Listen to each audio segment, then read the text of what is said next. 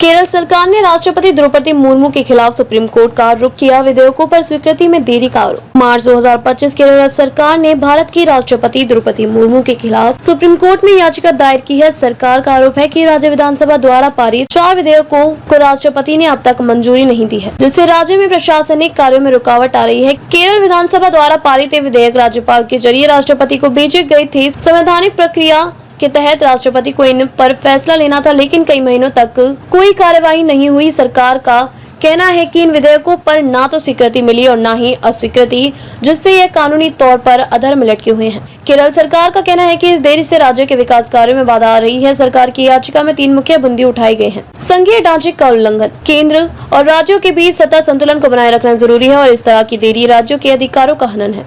लोकतंत्र प्रक्रिया पर असर, राज्य सरकार को कानून बनाने का संवैधानिक अधिकार है, लेकिन यदि राष्ट्रपति बिना कानून विधेयकों को रोकते हैं तो यह लोकतंत्र के लिए एक खतरा है। संवैधानिक अस्पष्टता, संवैधानिक यह स्पष्ट नहीं है कि राष्ट्रपति को किसी विधेयक पर फैसला लेने के लिए कितने समय की सीमा दी जानी चाहिए। इस मुद्दे पर राजनीति भी गर्मा गई है। विपक्षी दलों ने केरल सरकार के कदम का समर्थन किया है और केंद्र सरकार पर राज्यों के अधिकारों में हस्तक्षेप करने का आरोप लगाया है।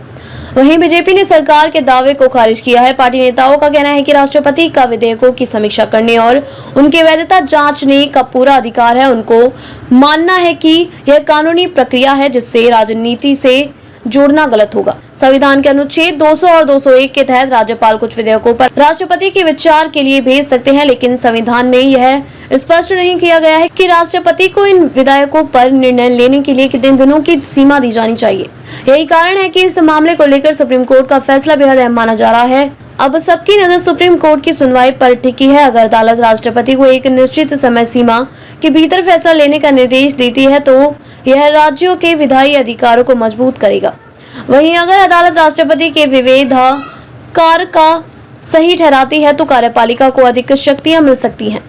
यह मामला भारत के संविधान और संघीय ढांचे के लिए एक महत्वपूर्ण मोड़ साबित हो सकता है। सुप्रीम कोर्ट का फैसला आने वाले समय में राज्यों को केंद्र सरकार के बीच शक्ति संतुलन को तय करने में मदद करेगा। XMT न्यूज के लिए रिपोर्ट।